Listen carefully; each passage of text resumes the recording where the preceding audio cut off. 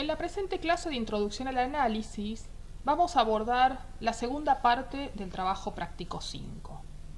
En la primera parte estuvimos viendo el texto de John Berger y las apreciaciones que él realiza entre la relación de la imagen vinculada a la tradición artística, vinculada a la pintura al óleo, en comparación con la imagen publicitaria. Para poder poner este texto en un contexto de época, vamos ahora a abordar algunos aspectos puntuales del famoso texto de Roland Barthes que habla sobre retórica de la imagen. Decir que Roland Barthes fue un pionero justamente en aplicar el concepto de retórica al campo de la imagen, ya que la retórica por sí es una disciplina que surge vinculada al lenguaje hablado primero y al lenguaje escrito en una segunda instancia. La retórica en la actualidad es una disciplina transversal a diferentes campos de conocimientos como la literatura, la política, la publicidad, el periodismo y otros, que se ocupa de estudiar y sistematizar procedimientos y técnicas de utilización del lenguaje puestos al servicio de una finalidad persuasiva o estética añadida a su finalidad netamente comunicativa. Como ya mencionamos, el origen de la retórica va a estar en la lengua hablada en primera instancia y luego en la lengua escrita. Surge en la etapa de la cultura griega clásica, justamente en el contexto del surgimiento de un nuevo modelo político que es la república, y que claramente en este contexto la república va a necesitar de un sistema de poder administrado por senadores, y entonces era el espacio del Senado donde había que aplicar lo que se consideraba el arte del buen hablar, o sea, poder establecer un discurso a través del cual convencer al auditorio de una determinada idea. Y cómo convencían justamente a partir de recursos retóricos. Roland Barthes va a tomar esta referencia, digamos, y este modelo de retórica y lo va a transponer al campo de la imagen justamente para construir una semiología de la imagen. La imagen publicitaria, sin duda intencional, por lo tanto esencialmente comunicativa y destinada a una lectura pública, se ofrece como terreno privilegiado para la observación de los mecanismos de producción de sentido a través de la imagen. Por lo tanto, estamos viendo cómo, una vez más, la imagen publicitaria se monta sobre la tradición de la pintura al óleo. En este caso, vemos una pieza publicitaria que utiliza como insumo una pintura de René Magritte. La pintura es justamente una reproducción, una representación de una pipa y un texto que dice: esto no es una pipa. Esa es la pintura. Pero esta pintura es tomada por una empresa, el grupo Allianz, que es un grupo que vende seguros de salud, y entonces vamos a ver que le suma a esta pieza publicitaria un pequeño texto abajo que dice: es una fuente fatal de contaminación. ¿Qué es lo que está haciendo entonces este grupo asegurador? Primero, como ya vimos, ¿no?, montarse sobre los valores de la tradición de la pintura, pero por otro lado está usando este mensaje y lo está direccionando en favor de sus propios intereses, ¿no? Va a decir: esto no es una pipa, es una fuente de contaminación fatal, ¿no? Y entonces nos obliga a leer esta imagen en el sentido que le interesa a este grupo de seguros.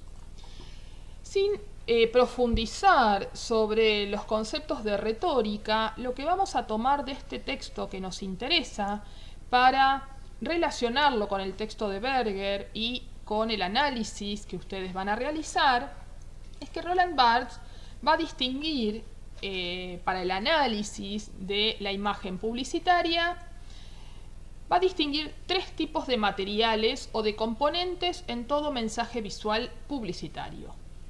Va a decir que todo mensaje visual de estas características tiene tres componentes: uno lingüístico, uno icónico codificado y otro icónico no codificado. El componente o mensaje lingüístico va a estar vinculado a todo lo que tiene que ver con textos dentro de una publicidad. Va a decir el autor: la imagen entrega de inmediato su primer mensaje cuya sustancia es lingüística. Sus soportes son la leyenda marginal y las etiquetas insertas en la naturalidad de la escena. Para ser descifrado no se requiere más conocimientos que el de la lectoescritura. A nivel del mensaje simbólico, el mensaje lingüístico entonces, ¿qué es lo que hace? Guía ya no la identificación, sino la interpretación. Como vimos en el ejemplo de la pipa, el texto, que en este caso tenemos un texto escrito en letra cursiva, otro texto pequeño, aclaratorio abajo, más la marca, todo eso sería el componente lingüístico que, como ya vimos, direcciona la comprensión del asunto, la interpretación. Y se constituye una especie de tenaza que impide que los sentidos connotados proliferen hacia regiones demasiado individuales. ¿Qué quiere decir? Que si yo parto de una imagen sin texto, ya sabemos que toda imagen es en esencia polisémica, es decir, puede producir múltiples significados.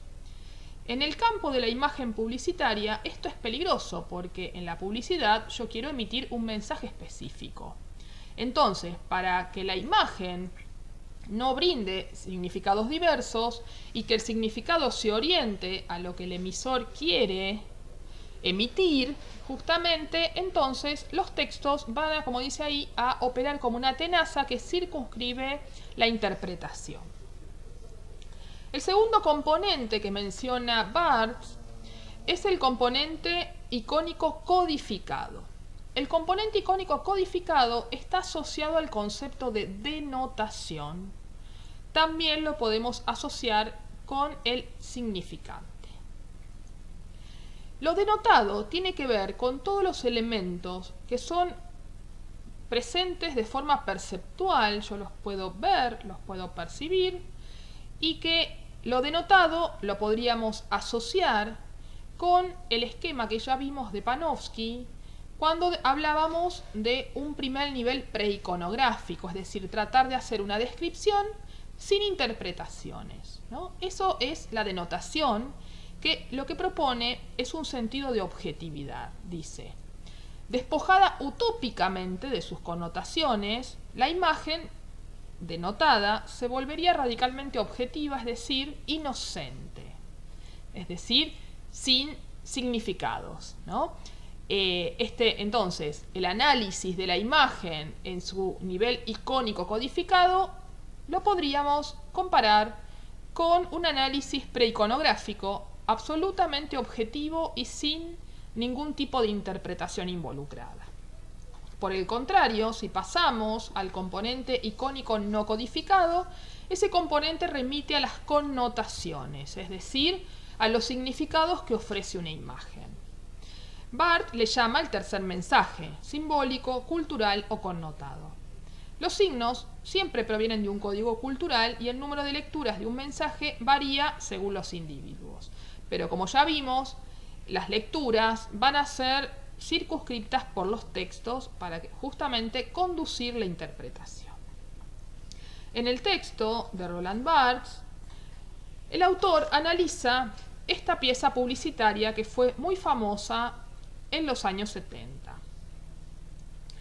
Es una pieza publicitaria de las pastas Panzani y entonces lo que él va a hacer es aplicar su estructura, su sistematización a esta pieza y va a analizar el componente lingüístico, el componente icónico codificado y el componente icónico no codificado. Va a decir el autor que en tanto mensaje lingüístico, esta pieza tiene la marca que se encuentra presente en los productos, ¿no? En el paquete de fideos, en la lata, en la bolsita plástica que dice pastas Panzani. Asimismo tenemos un texto abajo en el ángulo inferior derecho que dice patés, salsa, parmesano, el lujo de la italianidad. Todo eso sería el componente lingüístico. Si pasamos a lo que sería el componente icónico codificado, es decir, los aspectos denotados, ahí podemos decir que observamos 2 paquetes de fideos, una lata de salsa, un paquete de queso. También estamos observando verduras, hortalizas en estado natural. Vemos una nuez. También estamos viendo los colores donde domina el rojo y acompaña el verde y un tono amarillento. Todo eso sería nuestra descripción icónica codificada. Bueno, faltaría decir también que los objetos se encuentran especialmente en el centro y organizados y juntos dentro de una bolsa de red.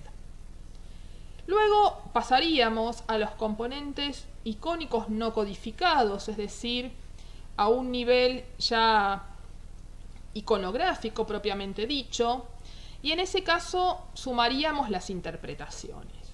Y entonces preguntaríamos, bueno, ¿qué es lo que está queriendo transmitir el diseñador de esta pieza publicitaria? Bueno, dirá justamente que los colores remiten a lo italiano. Sabemos que cuando hablamos de pastas, las pastas italianas son las mejores.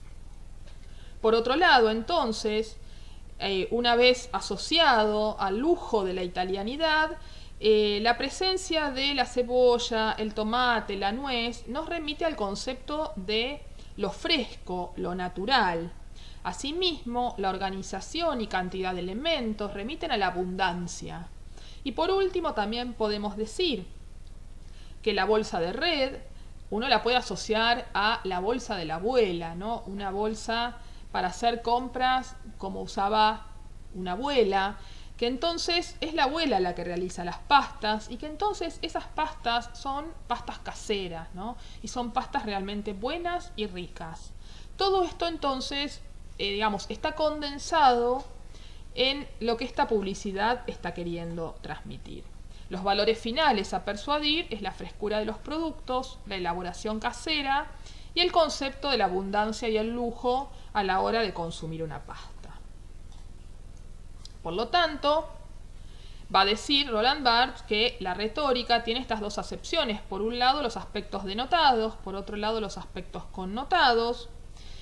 Y después, bueno, el autor va a avanzar sobre el uso de lo que se llamarían figuras retóricas. A nosotros nos va a interesar, a efectos de este trabajo, quedarnos con el análisis que realiza Roland Barthes y con la estructura de estos 3 componentes para que ustedes, con esta estructura, puedan analizar otras piezas publicitarias.